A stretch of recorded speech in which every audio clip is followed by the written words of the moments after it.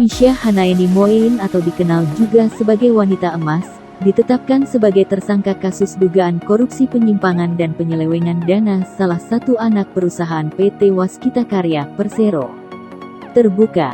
Dia ditetapkan sebagai tersangka oleh Kejaksaan Agung Kejagung pada Kamis tanggal 22 September tahun 2022. Penetapan Hanaeni sebagai tersangka sempat diwarnai keributan. Mulanya, dia keluar dari gedung Bundar Kejagung mengenakan rompi tahanan warna pink khas Kejagung. Hanaeni didorong oleh petugas di atas kursi roda dengan infus di tangannya, hendak dibawa ke rutan Salemba untuk ditahan. Saat digiring menuju mobil penahanan, dia meronta. Wanita Emas beberapa kali berteriak sakit. Pihak Kejagung menjelaskan, Hanaeni sebelumnya sempat minta dirawat di salah satu rumah sakit swasta karena mengaku sakit. Namun, setelah diperiksa, ternyata si wanita emas sehat.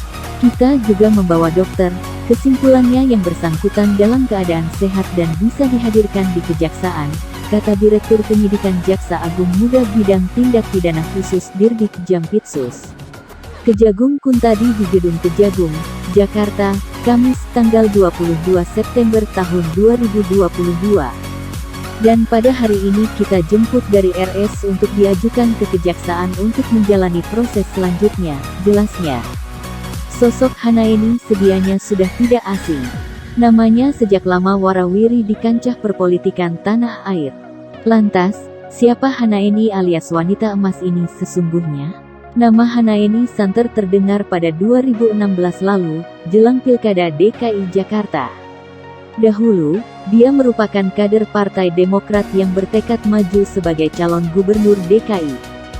Julukan Wanita Emas sendiri datang dari jargon yang kerap dibawa Hanaeni, yakni era masyarakat sejahtera. Emas itu sebenarnya adalah kepanjangan dari era masyarakat sejahtera, kata Hanaeni dalam sebuah diskusi di kawasan Tebet, Jakarta Selatan, seperti diberitakan Kompas.com, tanggal 6 Februari tahun 2016. Menurut Hanaeni, emas merupakan simbol kesejahteraan. Dengan menyandang nama panggilan, Wanita Emas, dia berharap bisa menjadi wanita yang membawa kesejahteraan untuk masyarakat luas. Julukan Wanita Emas itu sebenarnya sudah dipakai Hanaeni ketika mencoba peruntungan di Pilkada Tangerang Selatan 2010. Kala itu, Hanaeni mendaftar sebagai bakal calon wali kota Tangerang Selatan dengan menggandeng artis Saiful Jamil.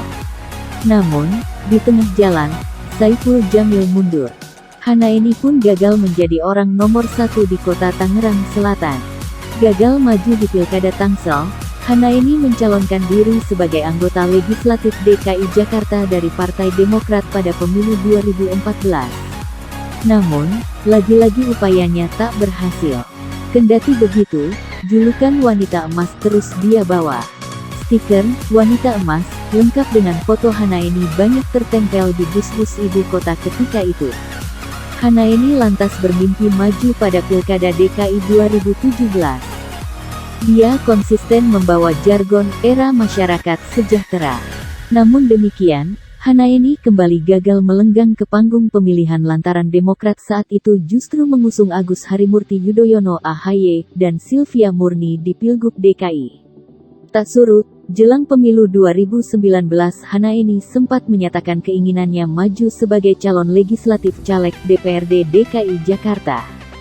Namun, bukan dari Demokrat, Wanita Emas saat itu mengaku hendak mencalonkan diri dari PDI Perjuangan. Kendati demikian, rencana pencalonan Hanaeni itu tak terdengar lagi kabarnya. Pihak Kejagung menyatakan, Hanaeni ditetapkan sebagai tersangka berdasar pengembangan kasus dugaan korupsi di PT Waskita Beton Prekes Terbuka.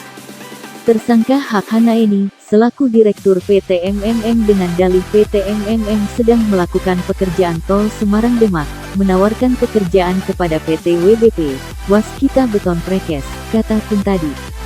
Dengan syarat PT WBP harus menyetorkan sejumlah uang kepada PT MMM dengan dalih penanaman modal, tuturnya.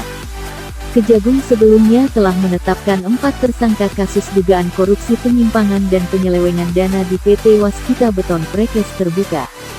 Kapus Penkum Kejagung Ketut Sumedana menyebutkan, Keempat tersangka adalah AU selaku pensiunan atau mantan Direktur Pemasaran PT Waskita Beton Prekes Terbuka periode 2016 sampai 2020. Kedua, AB selaku General Manager Pemasaran PT Waskita Beton Prekes Terbuka periode 2016 sampai dengan Agustus tahun 2020.